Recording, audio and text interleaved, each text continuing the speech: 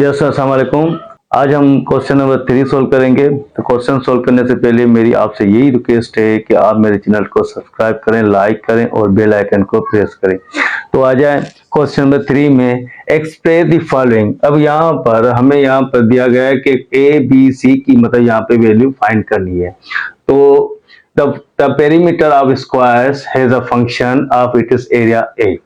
तो अगर हम बात करें स्क्वायर की, तो स्क्वायर क्या होता है? स्क्वायर कुछ इस तरह होता है, ठीक है।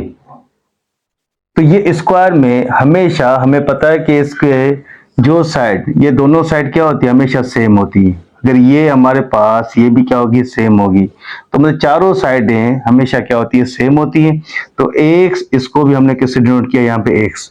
जब दोनों का एक सेम है, सारी वैल्यू का जब आप एरिया निकालते हैं तो इसको क्या करते हैं? X into x. तो ए इज इक्वल टू क्या आ जाएगा? X square.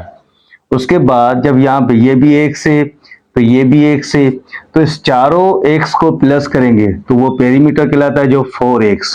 और ये पेरीमीटर हो गया जब आपने इसके चारों साइड को मेजर किया। अगर ये 20 है, ये 20, ये 20, ये 20, तो कितना हो गया? 80। तो इस हिसाब से हमने इसको ये 1 2 3 4, तो 4 लिखा, तो x का नाम दिया जाए, उसके साथ x लिख दिया। अब एरिया है तो एरिया क्या होता है? a is equal to x square.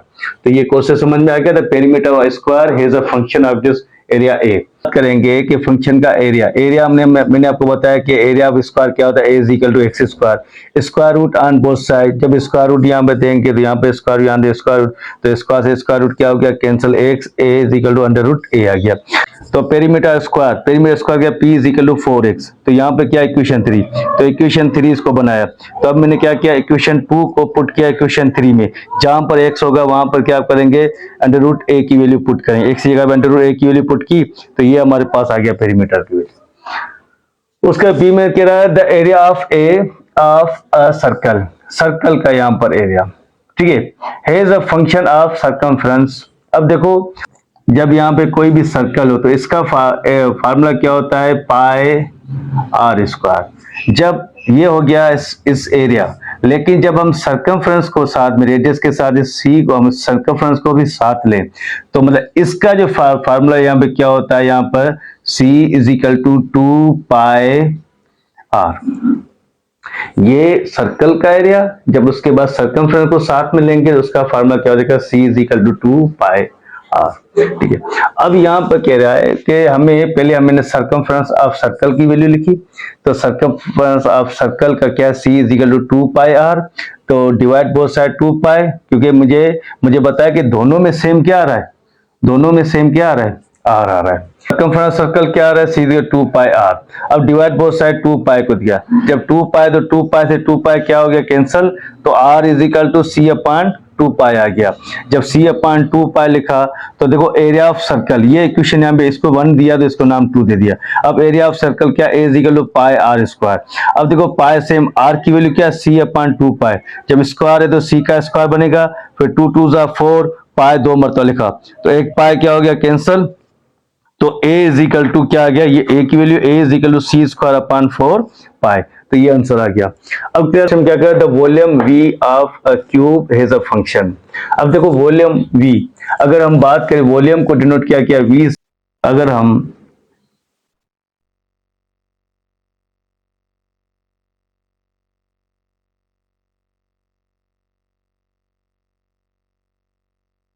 अगर हमने यहाँ पे ऐसे समझो कि इसको और इसको और तीसरी डायरेक्शन ये होगी, तो मकसद ये दोनों वैल्यू क्या है? हमारे पास सेम है, और जितना ये डिस्टेंस उतना ये दोनों सेम है। दूसरी यहाँ पर क्या? हाइट। अब वॉल्यूम मतलब किसमें 3 डायरेक्शन होती है, तो तीनों ही क्या आ रही है? यहाँ पर तीनों ही सेम आ रही है। मतलब इसका और इसका डिस्टेंस, तीनों की वैल्यू क्या यहाँ पे सेम है। जितना ये उतना ये, अगर ये 1 है तो ये भी 1 है, तो ये भी क्या यहाँ पर 1 ही है। तो आप ऐसे समझ ले कि एरिया बेस को हम यहाँ पे वैल्यू निकालें। तो वॉल्यूम v, तो तीनों की जब वैल्यू सेम है तो इसका मतलब वॉल्यूम क्या होगा? v इज इक्वल टू यहाँ पर क्या आ जाएगा? v इज इक्वल टू क्या आ जाएगा? X cube.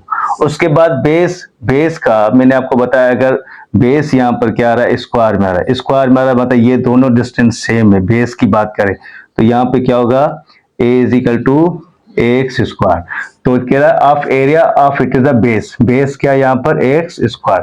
तो एरिया बेस क्या है, is equal x square, square root on both side, square root यहाँ पे दिया है तो स्क्वायर एक्स स्क्वायर क्या हो गया cancel, x is equal to under root ए।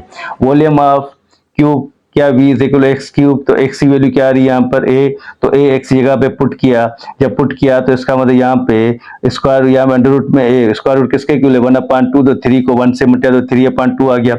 चाहे आप ये आंसर भी लिख सकते हो। उसके बाद 3 है उसको 1 + 1/2 लिख सकते हैं।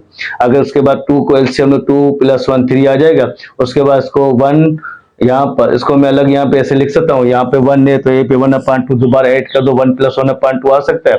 उसके बाद स्क्वायर रूट ए के ऊपर आ रहा है तो इसको मैं ए को अलग लिख के इसको अंडर रूट में लिख दूं तो ये भी आंसर आ सकता है और ये भी आ सकता है।